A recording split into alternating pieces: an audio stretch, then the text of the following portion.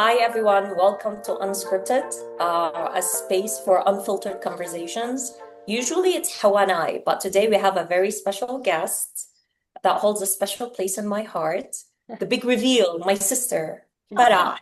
So Farah is Woo! a welcome, Farah. Thank you. Thank Farah is a 34-year-old, lives in Dubai, and she's a creative mind designer, works in that space. And today we are very excited, Hawa and I, to speak with Farah about a very deep topic, womanhood. What it looks like, what it doesn't look like, how do you stick to the version that you started with, how do you not stick to that version and create a rupture in your life? And eventually where authorship is, where agency is in defining your own version of femininehood. So with that, we would love to kind of get into the definitions and understandings of what actually womanhood or femininity, if we want to equal those two terms to each other, what do they look like when you started your journey as a young woman? Um, was there a particular version that was in your mind, a definition, an understanding, or even a practice? Sometimes we don't understand things in such cerebral way, but it's more the practice of the body and the behavior. And that's sort of opening the thought. And I would love to hand it over to Farah and Hawa, whoever would like to kind of delve into that idea. Farah, you, our guest, please go first. I was looking at that question. I really struggled with it, which I think it probably means something that I did. I think what I identified, first of all, right away, is that I don't think, if we use the word inheritance, I don't think I have a very strong one when it comes to that. And you know, I'm gonna, Lubna, sometimes include you in this since we did grow up in the same household. We did not have aunts. Like we had one aunt, my Right. my dad's sister, and then no, my mom had no sisters at all. So we did not experience the traditional, female congregation kind of spaces where you'd have lots of women and you'd get to have that experience. And then living outside of our home country kind of added that layer because if we were there, then you would have maybe extended family or whatever. But we didn't have that either. So I think it's very valuable to have these spaces. And I think because we lacked that, now I'm going to talk just about myself. I feel like I didn't even think about it. Like I didn't even think Mm, about the idea of what it means to be a woman as opposed to not be a woman or any of that. And I think the detrimental part was probably that I didn't see enough examples of women because we did grow up in Doha and it's such a small town and there was only like a limited models of women in there and then we didn't have the aunts and all of that. All I know is that if I thought of womanhood, I think my mind would have gone to tasks mm, that are female centric or aesthetics, which is a massive thing in our culture. So it's like to be a woman is to be, beautiful or to be attractive and all of that. And both of them clearly are very much revolved around someone else. Like it's not internal. It's very like acts of service is servicing others, right? And I'm not saying that the masculine experience doesn't do that too, but we're talking about the feminine one. But those were the things that came to my mind. I think that's what I grew up thinking of is like to be a woman is to do certain tasks and to look a certain way. That's really interesting that you mentioned that you guys didn't grow up with ants because that was very much the opposite for me. So we both had similar upbringings in the sense that, my parents come from another country and we were born and raised in the United States, completely different, right? Especially the Hmm. community that I grew up in. It was very white, Christian, a few Jewish families, but for the most part, it was extremely different, racially different, ethnically different, linguistically, etc. But I grew up in a very Somali household, right? Because the war had happened. I was born in 87. The war was happening. My aunts immigrated to the United States as refugees, and then they lived with us. And we always had, cousins living with us. It was always kind of a place where people could come once they were leaving Somalia to immigrate to the United States. It was very much so people on both my dad's side and my mom's side lived in my home. But in terms of my core memories, it was mostly my aunts who lived there till they were 18 and left and, got married, etc. So I was very lucky in that I grew up, and for a period of time, my grandmother lived with us as well. So I was very blessed to be around a lot of women, my aunts in particular, on my mom's side growing up. But to the sort of point that you made of like inheritance, Lubna, that question you're posing, I totally relate in terms of the tasks. Like I just always saw this very much discrepancy in what women did and what men did, right? And sort of the stereotypical sort of home related stuff. Like I always saw my mom and my aunts cooking. I've never seen my dad cook a day in his life. Like I think only once I went to college did I see him like make toast and my mom went back to work. So womanhood to me was often tied to seeing those discrepancy in the home, which really enraged me as a child because I would see my brothers like just get like Saturday is a vivid memory of mine growing up where I would see, my aunts and my mom. And then once I got older, it was like Saturday was cleaning day. And my dad was working a lot, so he was not home. He had his own business, but my brothers got to just chill. And I was always bitching and moaning. Like I was just like, this is bullshit. So that was very much, I don't know if that was like, I guess that was a part of my womanhood and that sort of activism that was built into me. And it wasn't so much in Somali culture, I don't know, I didn't grow up with discussions of, it's never explicit, right? You never talk about like womanhood, like this is what it means. But I'm sure beauty is a part of it, but it wasn't something we discussed. But there was this sort of belief, that's the negative, the sort of the task that pissed me off and the differences in that in the home. And then the other side of it, I guess, is that, what was the other part that I related to what you were saying? I don't remember. The aesthetics, What? The what? Aesthetics, the beauty. Not the aesthetics or the beauty, because even though as I got older, I think I was very lucky in some ways because my mom is darker skinned and there is that light, that sort of connections to colorism, but I didn't really hear any of that or deal with it until I was like, we were so ignorant, blessedly, I think, around that. But that does exist within Somali culture for sure. I just wasn't aware of it. But there was another sort of negative element of womanhood growing up in a Somali household. But then there's also the American side, which I'd be curious about for you to sort of the discrepancies or the differences you saw of womanhood with the women from Qatar versus Syrian women or anything like that. And if what you inherited or didn't inherit from that. Yeah.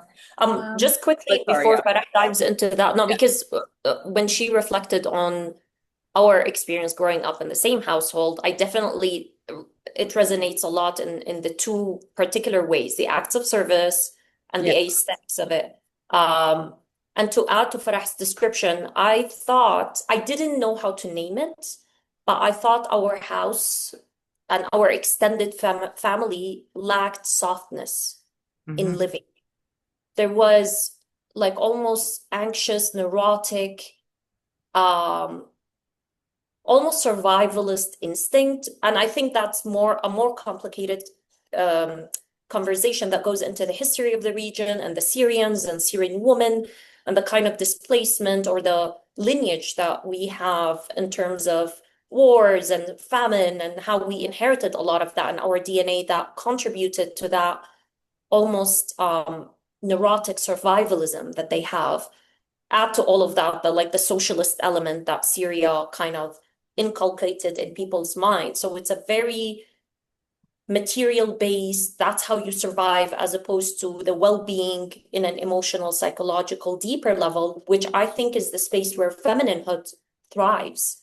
So it was very clear to me that something was missing and there was sort of an imbalance, but I didn't understand how to name it or to call it. And I think that would have placed a huge burden on my mother's shoulders as the only female role model for three sisters. We have 3 daughters. We have another sister. And I don't know if my mother thought about it in a conscious way at all. I don't think she did. But so definitely the acts of service in that kind of rigid way was very clear. And then the performative aspect of aesthetics, that I didn't even feel it was a celebration of beauty in a deep sense. I'm a woman, I'm not flaunting it, but I'm inhabiting this body. I'm proud of it. Let me enjoy it even the display of female or feminine aesthetics was not in that positive spin. It always felt almost like a duty. When it's Eid time, which is a celebration in Islamic culture, we have to like dress up so nicely, wear all the gold. I'm obsessed with gold for people who don't know, but I'm obsessed with gold. It comes from there. It's just like the the almost, again, I can't think of another word, but neurotic kind of obsession with the image that we are displaying in performance. A lot of peacocking is, I Yeah, think, what it is. Yeah. yeah. So As that's opposed that's to what I like wanted this to. self-love kind of. In fact, I would say even for me, one of the acts of, loving yourself and taking care of yourself, it's basically having a bath or a shower. And for a woman, it's such a ritual, right? Like you kind of lather yourself and the creams before and after. And my fellow, curly haired girls know about all the stuff that you need to do to your hair after you're done with your shower. And even that growing up, I don't want my mom to catch too much flack here, but it was like a camp. We'd go one after the other into the shower. It's boiling water. It's like, you gotta be clean. And it was just so traumatizing. There was nothing about it that is, like this girl, dream, hammam vibes. None of it was going on. It was very like, what's the word? Utilitarian, very, like you gotta be clean and not smell bad and like all of that. So I think, I mean, hammam is also like one of those like women congregation spaces. And when I did my first one in Turkey, in Istanbul, and I did it in like a very old one, it was a bit touristy, but quite lovely. I have to say it was a very powerful moment, and it was only like 5 years ago, but I was struggling with my body at the time. And to enter a space in which you see so many bodies and they're so different and different colors and different whatever, and you've got these women who are basically washing you in the most intimate yet, violent, crazy way, but like it was very insightful to know that this is something that was incredibly common before for women to like exist in those spaces very regularly in our part of the world, because also in Syria we had our hammams and all of that. And Sorry, Farah, not to interrupt, but can you yeah, explain very briefly what's a hammam when you say that word? Like it's what it? basically like a bathhouse, which I think they had like in Greece and Rome, but they also really became popular during the Ottoman Right. times. Was it before that too? I'm not sure. But as a result of that, there's a lot of them in Turkey. There's a lot of them in Syria. Basically, anywhere where the Ottoman Empire existed, you'd also see them. And men have their hammams, women have their hammams, and you go in, and it's actually an experience. In fact, I was just in Syria and someone was telling me that they know someone who was losing money on their hammam because women would go there and stay for 7 hours. They would get food with them. They'd have like a proper picnic in there. Isha, And they have hookahs. You can chill in Oh the my God, exactly, that's marble, like amazing. The yeah, big yeah. ones we have that's the exactly. equivalent now in the States is the Korean spas, which is very familiar. It's very Okay. similar. Yeah, yeah. So I know exactly what you're talking about. It's amazing. They probably have never made money on me because I'm just there for like 4 You're years in and out. as well.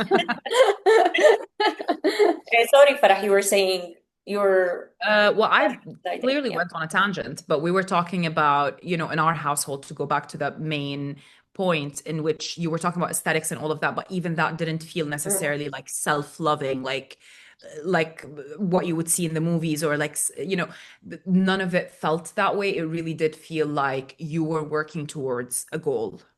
mm.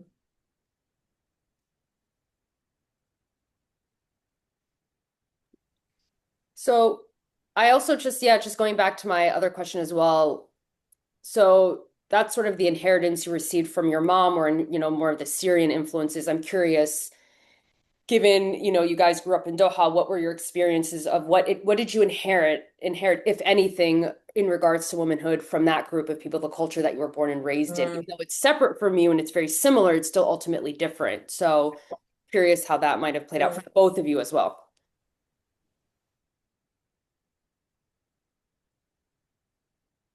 I think Farah, you I'll have do you want me to answer that first?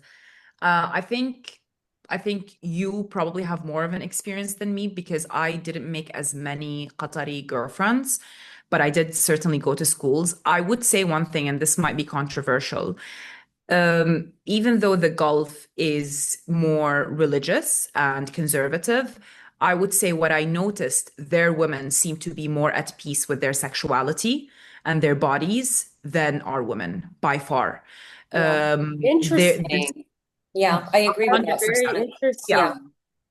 They like the dirty jokes, the all of that. I heard it from the Qatari girls. Like I didn't hear it. Like my friends who are from the Levant, yeah, Syria, Palestine, Lebanon, Jordan, were like, what even is that? Like it's interesting because we're the ones who don't have a hijab on, and we're the ones who Yeah. seemingly outwardly we see more liberal, but I think we definitely had more issues when it came to kind of like sexuality and relationships and all of that. And it felt like maybe that's the tribal in the Gulf, the tribal side of Yes. things. Yeah. And there's a strength to that too. Their women seem to be way more comfortable with that and way more comfortable with dealing with men and understanding men, which I thought was very interesting because I don't think that's something people would really guess. I don't know, Lubna, what do you think? Yeah, no, 100%, 100%. And as you were talking, I was thinking about the reasons. And I'm wondering if because in Qatar, at least, I don't know if I can generalize to the entire Gulf Cooperation Council countries, but in Qatar, which is religiously conservative, traditionally they practice the Wahhabi, which is the Salafi, the Puritan form of Islam. So it is quite rigid and arid as a mentality. But I think the upside of that the woman domain and the men's domain are so clearly defined. So women Mhm. thrived in their private domestic domains. I think in contrast, in Syria, us women, we coexist in both domains. In the public, which is very much dominated by men, and the private, but that kind of distorted our sources of power. Like, where is the space where I can feel fully comfortable and practice myself and display myself? And I use that word display myself because I'm thinking of Qatari weddings, for example. Mhm. Like women, they're covered up head to toe, they wear the niqab, all of that. The moment they step into the wedding hall, which is segregated, women's weddings are, they have their own party and men have their own party. So once they step into their own party, they're dressed up in all kinds of ways. While so it's an expression of their body in a public way, yet among all women, so it's not condemned, it's not a bad thing to do. It's so they have that opportunity. I'm thinking about Syrian women from our at least socioeconomic class, which are always dabbling between two worlds. We have to be educated and in the public space, but at the same time, we cannot display our bodies in that way anywhere because we don't have these like highly domesticated, only female circles. We do sometimes, occasionally, we have like gatherings, but they're not as concentrated as the tribal women of Qatar. Mhm. And then the other element or dimension of it, I think, is wealth. Wealth matters a lot. And when that in the Maslow pyramid of your needs, that is kind of met. And in Qatar, obviously, they have one of the highest GDP per capita in the world. So they don't have to worry about the material survival of themselves.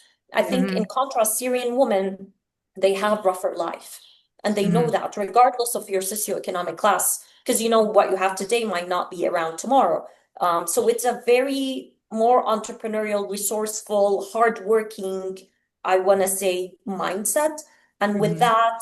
that level of rest and comfort and celebration of femininehood is not as strong because the demands of life are more, Mhm. I think. Yeah. So I would love, Hawa, to hear also from your experience because Yeah. you're very similar, right? You grew up Yeah, in of a course. Somali household, Yeah. but then in a highly, highly American kind of context as you started the conversation. So how was the contrast of ever between the spaces that you saw women from those two different cultures navigating femininehood? Yeah, I love this discussion you guys just had because obviously very similar sort of experiences I've had, interestingly enough, and then I compare it to my experiences being born and raised in the United States. So two things I vividly remember when I went back to Somalia, specifically Somaliland, which is an autonomous region in the northern part or country in the northern part of Somalia that my family's from. I remember being in the city, Hargeisa in particular, which is the capital in the north, which is where my mother is from and where I spent the most time. And this is 20, 30 years post the Civil War. So now the country has become like very, very Arabized in a very like Wahhabi, Salafi way. Like women wear the niqab that never existed, the burqa. They even wear the hijab, which wasn't that common to the same extent. It was always just like the older women, right? Like older women, or it was loose and it was very Somali. Now it's very Arab, specifically Wahhabi. And in the city, the women were a lot more neurotic about wearing the niqab. Like one time we were in the souk, where we were in the city, like sort of market area. And there was the adhan playing of the 500 mosques in one town. And one part of town was going off the call to prayer. And everyone was rushing, like all the women were rushing to the mosque, which again, as Lubna and I have discussed, and I'm sure you know as well, Farah, but like you don't have to even go to the mosque as a woman. But anyway, that's a separate conversation. It's just whatever. So they're all rushing, and my mom is completely perplexed and weirded out. And like she's very devout, but she's not Wahhabi or Salafi. And this woman like yells at her for like not wearing her scarf appropriately. And my mom's like 60 at this point. But why I'm saying all of this is in the city, they were all neurotic and there was all this sort of like social expectations of how a woman dresses. But as soon as we went to my dad's city, there's a 3-hour drive between where my mom is from and where my dad lives. And it's all sort of desert countryside of Somaliland. And what was interesting is where you saw the women who were sort of the old school Somali women who were wearing looser hijab, very Somali. You show some of your like no one cared. In the country, they don't care. There's a lot more freedom, interestingly enough, in the countryside, because obviously that sort of political ideology has not infiltrated, thankfully, in the countryside, right? And there's no sort of benefit to ever even having it because there's no area of influence, right? But what was beautiful about it was seeing that these women seemingly felt more freer to me than the women in the capital. So anyway, I just kind of relate to what you're saying in some ways. I think there's also the city versus the country differences that I think is applicable to women across the board, removing the Muslim world element of it. But anyway, back to my experiences growing up in the United States. I think I just didn't even think of womanhood until I got much older. I almost felt like my expectations in my home was very much to study, do well in school. And there was also that self pressure that I had in me. Like I was just very focused on academia that I almost was, and I was very inspired by sort of the supermodels of the 90s, like the media that I consumed. It wasn't so much that I was influenced by womanhood outside of my home, literally like by my friends. I felt very distinct from them and different, right? Like I'm not white. I'm not American. I was very much told for a very long time, I'm not American, you're Somali. So yeah. Like I wouldn't say I was confused in a way that was like an identity crisis, but I really just felt separate in some ways. I think again, because my home was we were very Somali, despite the fact that I barely speak Somali, like the way that I lived in that home was very Somali. And once I went out of it, of course I consumed, I was influenced by the culture.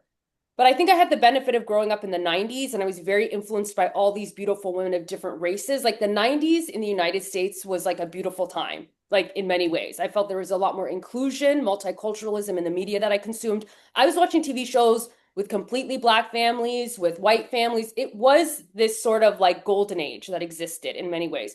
So I didn't feel, despite growing up in a completely white community, right? With a few immigrant families and like one or two Black families, like I never really was dealing with the issue of race or like racial beauty standards. Like I never gave it. And I know I'm very lucky and blessed in that way. My experience is very much my experience.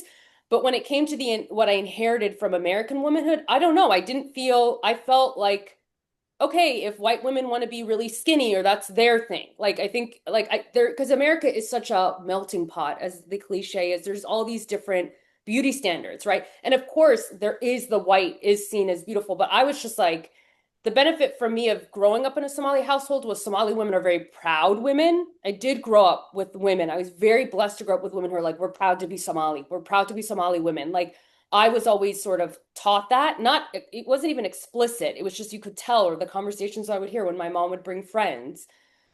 So, you know, of course, there's probably things around weight that I'd have struggled with in the past and sort of that ideal, but for the most part, like I didn't, I think I still am trying to figure out what I've inherited. I just think I inherited so much. I think I was just very lucky to have Mm. grown up in the time period that I did, if that makes sense. Um, and I think also just, I think I will say, I think I will speak more to this when we go into the next section, which tell me if we can go into that in terms of rupture. I think that is more of what Mm. I dealt with, and then sort of what I finally was able to sort of, because I think I kept it too separate when I was growing. Like it was like What, that's yeah, what does rupture? Yeah, so I think we can go into that, and then we can sort of, and then I'd love to hear both of your experiences. But I think for me, it was really connected to relating to men. I think mm, maybe that, I don't know if that is something we make sense mm, in a conversation about womanhood, but I think I saw the way in which women had such ease. American women had such ease with the way that they were able to relate with men. And I think I was very easygoing with men, but I think when it came to maybe wanting more or dating or any of that, that's where I was like, felt so ignorant and stupid because I was as most Muslim families, like no one talks to us about dating. They don't even talk to us about courting when it comes to marriage. Like, even if that's the what path you want to go, like, there's just no discussion. It's just like, I remember I graduated from college. I come home. I'm like, maybe 3 years later, 25, 26, my parents are like, so here's some guy we want you to talk to. And I'm like, what the fuck what are you talking about? You know? Like there's no conversation about yeah. anything. And I'm not, and my mom and I would get into fights and she's like, you think anyone taught me that? I'm like, but you had the benefit of growing up in Somalia in a uniform, Mhm. you know, like you were in one monoculture. I'm in a culture that's completely different than us. Yeah. She And no, learned the and dance. yeah, You don't she know the learned. steps So to the for dance. me, Yeah. and I'm the like eldest daughter, eldest, Hmm. firstborn. So I had my neurotic tendencies, even if I didn't explicitly show it. I hate it as someone who values my sort of acquiring of knowledge, as Lubna Hmm. knows, and needing to know a lot. I hated how fucking stupid I was. And many people are. And the thing is, no one knows either, though, right? Like I think American Okay. women and Yeah. girls just did it earlier than I did. But I really just felt complete, and that is a part of womanhood, right? Like romance and dating, not even romance, but just saying like figuring out your sexuality, Hmm. right? Like just, and Hmm. Right. that's where I felt a huge rupture as I got older because it was so easy for me to ignore it for such a serious period of time in my life because it was just like school, and then I moved to New York, and then it's like, okay, I my goal was school, and then my goal was a job and moved to New York. Okay, I did that. Fuck, I have a lot of time. Maybe I should consider this other part of my life I've been neglecting. So I think that's one of many. So I'll just leave it at that. And then I'll Yeah. get to the other messes. But yeah, just curious about where the rupture was for you, Farah. Maybe you can start. I think it relates back to the inheritance part. The rupture was university. I think that might be a common experience for a lot of people. So, like 18 to 23. And just to go back, it's because part of my inheritance, because of that background, is that there was a lot of masculinity in the way I was brought up because my own mother, exhibits a lot of masculine traits. And in fact, she almost seems to value them. So obviously, monkey see, monkey do, right? So I went into university and I thought, this is kind of like a good way to be, not even a good woman, just like a good way to be is to be this and that. And quite frankly, I think I was a bit obnoxious. And I don't think it was true to who I actually am. I think I was playing a role that was told that it's likable, and that role is just to be kind of a smart ass and a bit harsh uh, and again, there's nothing wrong with being a smart ass or a bit harsh, but it's just not naturally me. And it was not likable, and there was a lot of defenses there. There was no softness. Thankfully, I still made a lot of friends, alhamdulillah, but I definitely there was a rupture that occurred then because I realized what I inherited was not necessarily a true version or the right version for me. It's almost like someone gave me the wrong notes to a test, Mm, and I yeah. felt a bit of a sense of betrayal, quite frankly, because I thought that I Mm. worked on certain things in myself, and I thought that's what people are going to love about me. And I realized, oh no, I'm just being kind of a bitch. And because part of femininity to me and womanhood and all of that is to be nurturing, not to your own kids, just as a presence. There is this calm confidence to women. And I definitely lacked that. My confidence was not calm, it was very loud and very obnoxious.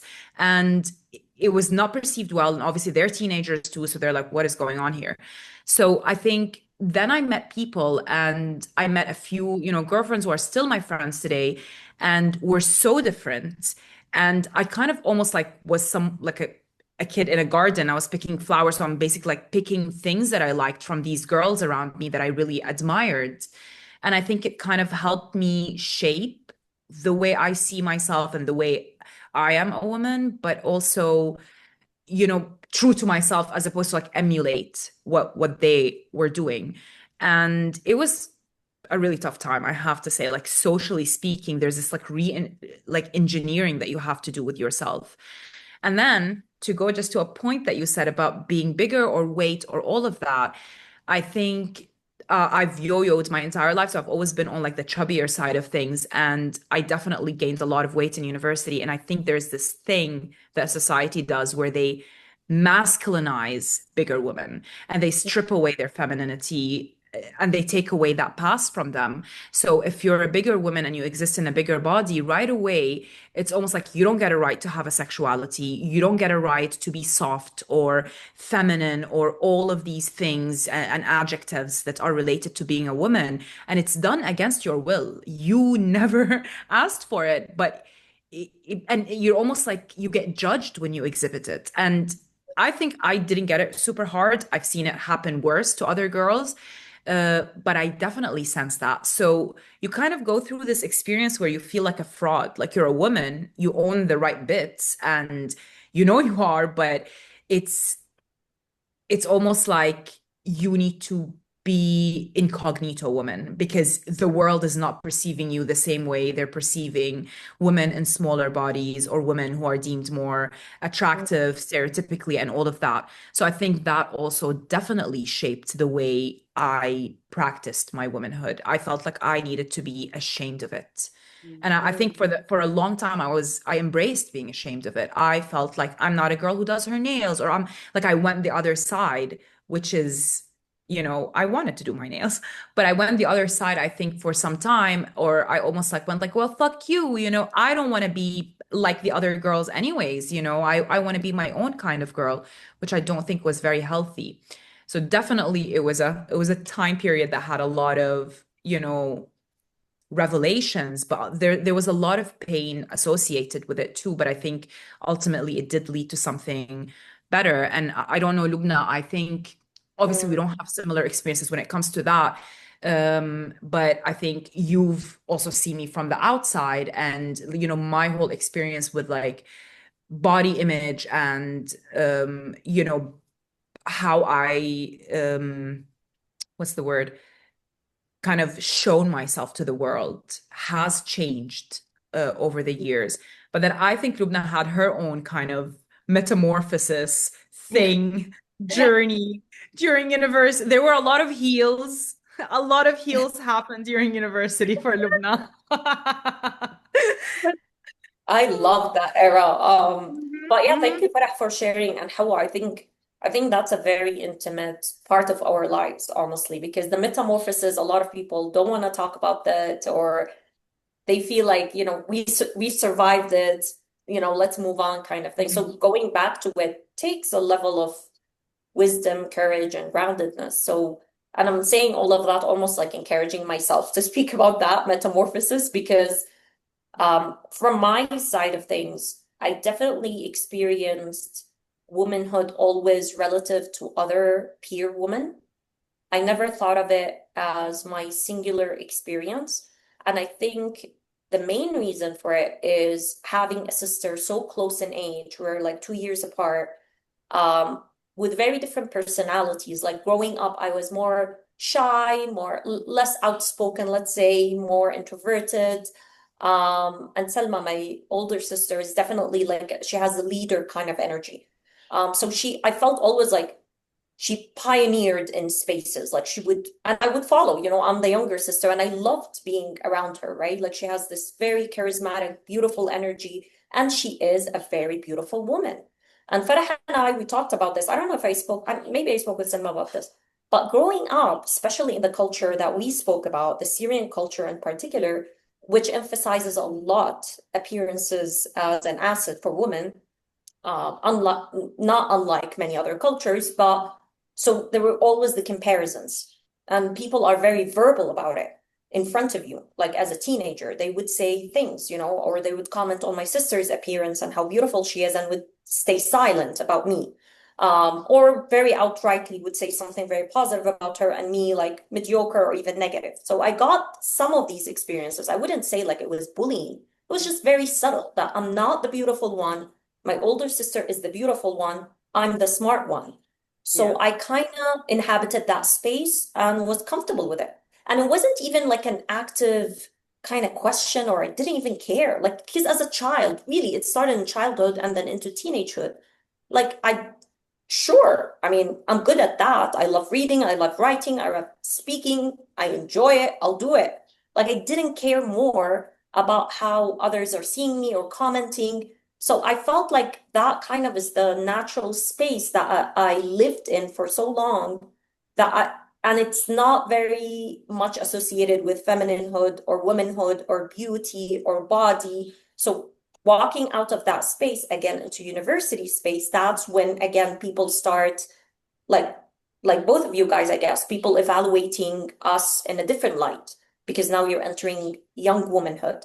So there is the question of, you know, dating and beauty more pronounced, and what it means for mating and fertility. I sound insane when I use these words, but I do think that's like at the core of the psychology of it. Yeah. So, because everyone is on the hunt, more or less. So that's when I started more looking sort of inwardly and trying to understand what it means for me to be really a woman, and the beauty aspect of things, the body aspect of things. And I started wearing a lot of heels and doing makeup and all of these things. And I absolutely enjoyed it. Like it wasn't even like a rupture per se. I don't feel like I struggled with that at all. But it's just I started realizing how much my sense of self as a woman was defined by the gaze of others towards me relative to my sister. Like it was just a realization, like a quiet realization in the background. I'm like, oh, now I get it. Okay, what do I want to do with my body? So I started going to the gym. Before that, I never worked out. So I became more of a workout kind of person. So I think that was a lot of it was that, and definitely the bigger rupture, I would say, is actually recently. I want to say the last just a year and a half, 2 years. And I'm a 39-year-old woman. And it's definitely associated with motherhood, because that's a dimension of womanhood Yeah. that I never imagined or thought about. And it opened new doors about what softness looks like, what rest looks like. And then with that is definitely a spiritual experience that I've shared with both of you that emphasized a lot the importance of my body. And that spiritual experience told me how I wasn't gentle enough with my body, and my body carried me to so many spaces and through such a long journey. And I have to be gentle and kind to it. And that gentleness is very feminine. So, and that's just before me getting pregnant. And obviously pregnancy is very taxing on the body. So I started looking at my body in a more of a empathic, loving, gentler way, as opposed to the neurotic, more like task-oriented, let's fix it, workout, muscles, kickboxing. I love kickboxing. So all of that. So very long answer. And if anyone wants to add to their journey of rupture, please do. But I would love to talk now about what each of you define womanhood as in your own terms, now that you went through the inheritance, the rupture, the cost, and the redefining. What does it look like to you today? I can go. And Sure. Please do. I'm gonna Yeah. light a cigarette while you Okay, go. perfect. Enjoy. So for me, womanhood is so beyond just what I've inherited or what I've given up or disinherited or anything like that. For me, womanhood is very much tapping into my inner self. It's very unique. It's not at all connected to how I'm perceived by others anymore. Mm. It's very much about what makes, I don't want to say what makes Hawa happy today, but it's very much centering my own desires and goals for me and me alone. It is not about what is the right thing to do based on societal sort of expectations, religious expectations, cultural expectations. Like for me, it is absolutely anti-patriarchal. Like there's no element of the patriarchy and how I define womanhood. So even when I want to, dress beautifully, or if I want to go out and look really good, it's not for the male gaze, it's my gaze, right? It's not for the female gaze either, right? Because sometimes I think we do want to sort of compare. There are women who want to compete and compare with other women. I think there's a huge element of that. So for me, womanhood is very much my own personal code, my own moral code, my own, self-belief. And it's a very, womanhood to me is also just about, these are sort of feminine terms, but when I say feminine, it's not for women only. Obviously, it's more just these sort of core, like it is about how do I remain true to myself, compassion for myself and others, right? It is rooted in, yeah, the sort of compassion, gratitude, a deep sense of gratitude. Like, how do I practice gratitude for others? Um, this is more just like very individualistic and spiritual, but I guess more womanhood in a general sense for me is really about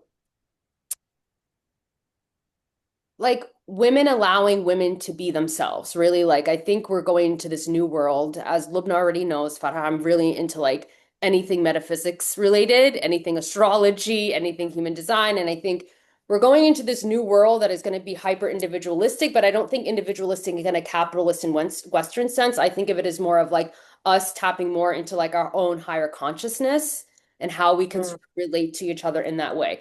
But for me, the big thing with womanhood is I don't want it to be connected to anyone else. Like it is for you, Mm. however you define it, right? Because I think womanhood, as we've discussed throughout this entire conversation, is that it does feel like so much of womanhood today for a lot of people is about the male gaze. It is about children. It is about like, how am I a mother? How am I a parent? How am I a daughter? How am I this? How am I that? And I'm fucking done. Like, I'm really done with that. That is a part of it. I'm not denying that. But something that I always say to Lubna is like, men, I think, are very good at being very self-interested and like egotistical. And I think that's not a bad thing. I don't think the majority of them are doing it necessarily from a malicious place. I think they're just very sort of in tune with their desires because society lets them do that. And I just want womanhood to sort of be a part of that as well, but in a more, not in a selfish, cruel way. Mm. No. I'm just redefining everything because I'm going in this like huge deconstruction era. I'm just like, I'm done. I'm just like trying to figure out, irrespective of also the culture that I was born into and the culture that I inherited from my parents, right? And there's Yeah. patriarchy being played into both.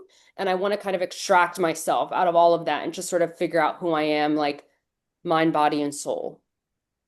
But the key thing that I'm going to repeat once more is like womanhood today to me should be just about what does a woman want? Who is she Mhm. and figuring that out and honoring that, irrespective of what anyone else says, society or individuals in your life. Oh, the level of strength it takes to do that, honestly. I Yeah. love what you're saying, but the amount of like knowing yourself and being grounded in yourself to enough so that that like relational definition doesn't play a role.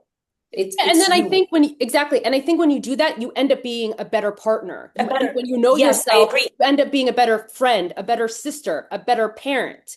Like that's my whole thing is I really think we need to sort of all go inward a little bit more and be honest with ourselves of our desires, who we are, what we can give, what we can't, and then you can decide, and then from there, I think once are honest with yourself, you can be such a better person to the community that you live in.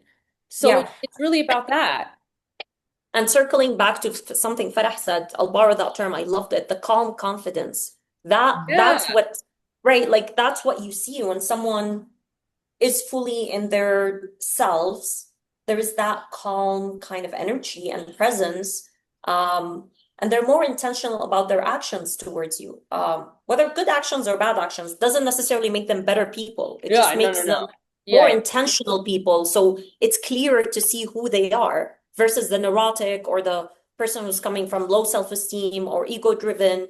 Um, If someone struggled through something, it almost feels unfair that they get to see the next generation not struggling through it. Yeah, Uh, that's true. Very true. that's the more kind of like naughty definition of it. And then there's just pure ignorance. Like this is how people grew up, and that's, they're downloading the same stigma. That being said, again, to go back to that original point about female spaces, I have to say that our experience, Lubna and I, it cannot be the umbrella experience of Syrian women because, again, I've met a lot of them who were parts of these spaces and are more kind with their beauty and their bodies and all of that because they have the freedom of being in those spaces and they compare hair and hands and all, and they get to do all of these things that I don't think we necessarily got to do, even amongst us three sisters. In fact, we never had that experience just as adults.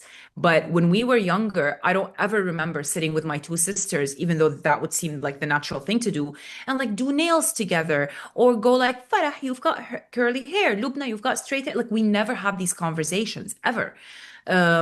So it really was, again, very utilitarian, very, maybe that's the wrong word to use. It's like, you need to be this, but then like we don't really discuss anything around aesthetics or beauty in a kind way. And I have to give kudos to my stepmom, for example, whom I am a big fan of. And she grew up in female spaces. She had 1,000 sisters. I don't know, I keep losing track. She's got so many sisters, no brothers. And she grew up in that space and she loves women and loves being around women. And in fact, only a week ago, she asked me a question. She was a bit bashful about it. She's like, Farah, I want to ask you, like, do you enjoy the company of men, like socially? And I was like, she yeah, I was doesn't. like, yeah, She I clearly love does that. not enjoy company of and I men. was It's a exactly, lot. It's and I not. was like, meanwhile, my dad was like sitting next to her. And I was like, listen, I've got like guy friends, of course, and all of that. I was like, but like, I'm not gonna lie, no one makes me laugh harder than women. And I'm not saying women are funnier, but to me they are. And I'm like, no one makes me laugh more than them. Like, there's such a special energy that comes from female spaces that I love and I genuinely crave. So she's like, oh, like I felt like she was so relieved. She's like, oh, if someone like you, because to her, I'm like, someone so different than her. She's like this woman in her 60s, very traditional, didn't finish her education, all of that. And she's like, I'm this modern woman to her. And she's like, oh, well, if you finally someone is saying it, like if you don't enjoy their company, so I'm not crazy. She's like, I find them so boring to be around. She's like, there's nothing better than being around other women. Like, she's like, even when I go on trips with, other women, and it's just women together, it's like so much fun. So Mm. so this is someone who grew up in a traditional Syria, but she has that view. And honestly, like she's probably the only older Syrian woman I've ever been around who has been so open with her Mm. compliments. And there is no agenda, there is no Wow. comparison, there is none of that. She's just so kind with her words. And I think it's because she grew up amongst women. um she's like very compliant. It's like, oh, like she was telling me about Syria because it's still slightly dangerous right now, but not super. And she's like, I don't want you going to these areas. She's like, I worry about me getting kidnapped. What about you? They would kidnap you right away. I was like, thank you, I'm so Okay, kidnappable. but let's give some context. Hawa, my stepmom genuinely believes, and I believe too, Farah, that Farah is absolutely gorgeous. I Oh, know you're you a said we're not babe. gonna talk about You She's are my myself, star. gorgeous. but You're a the number babe. of times, Very the gorgeous. number of times she took me aside and she's like, "Why is Farah not in a beauty pageant?"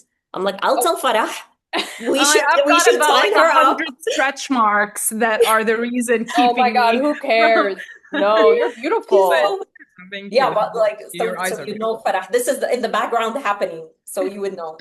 But yeah, this is a shout out to our stepmom. But yeah, I'm just kind of giving like a counter to it's not necessarily like being Syrian or traditional or all of that. I genuinely feel like the key is being around diverse women and a lot Yeah, of women. And I think right. that helps you find your own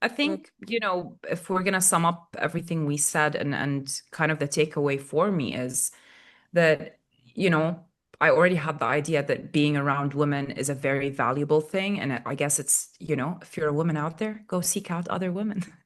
We're not enemies, and we're put to like in this position where we need to challenge each other and kind of in a negative way and kind of compare ourselves to each other. But my God, is there power if we, practice some kindness towards each other, but also then in turn inwards? Because I think there is nothing, and I'm not poo-pooing on men or relationships with men, but there is nothing that feeds your soul more than having like a really good relationship and a friendship with another woman. It's just absolutely magical. So I think that would be my words of wisdom to everyone and to myself. And if you want to be my friend, send me a message. I'm your friend. We'll add Farah's contacts in the detail. Hawa, any thoughts? No, I think you said it perfectly. Yeah, Nothing I to agree. add. That was wonderful. Thank you. Thank you, Farah, for being with us today. We loved the conversation, and thank you, everyone. Well, Hawa always sharing the intimate details of our lives and journeys, but Farah also for joining us and really enriching this conversation and taking us in very unpredictable and deeply impactful ways. So with that, Hawa, Stay searching. and stay unscripted, everyone. Thanks so much, everyone. Thank you, Farah. We really appreciate it. Thank you, Farouha. Bye.